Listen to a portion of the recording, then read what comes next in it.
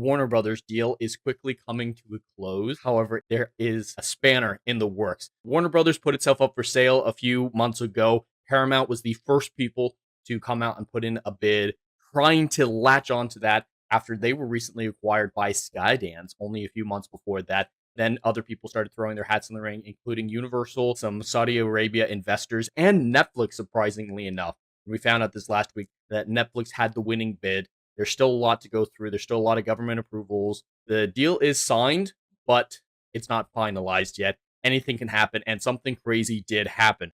We have this story from the IndieWire talking about Paramount's attempt to perform a hostile takeover and win Warner Brothers out from under Netflix's feet. So with the Netflix deal, there is a $5 billion breakup fee. So no matter how this all works out, if Netflix doesn't get their hands on Warner Brothers gets $5 billion of Netflix money, and that's a large sum that a lot of people are interested in. But Paramount is dedicated to getting Warner Brothers and that Netflix fee. They're doing a hostile takeover. A normal sell is what you saw Netflix doing. Warner Brothers put itself up for auction.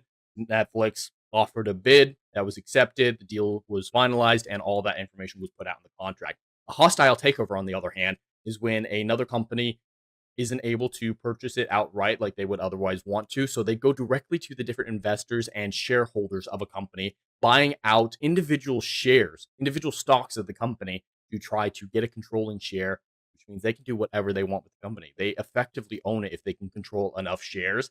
And that's exactly what's happening. Paramount is offering $108 billion to control Warner Brothers.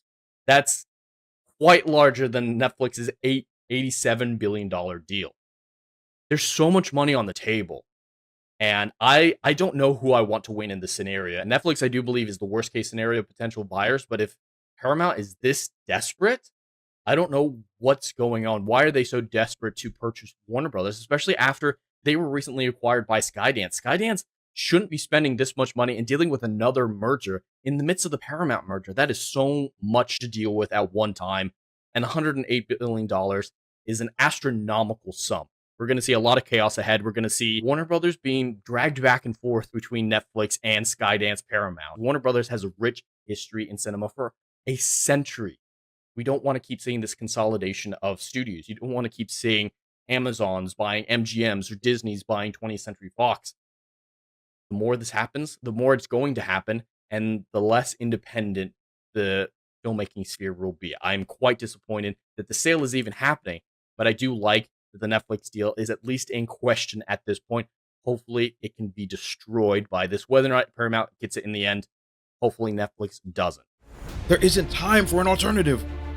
Venturing out into the unknown doesn't have to be frightening. To push the boundaries of the known with the never conceived of.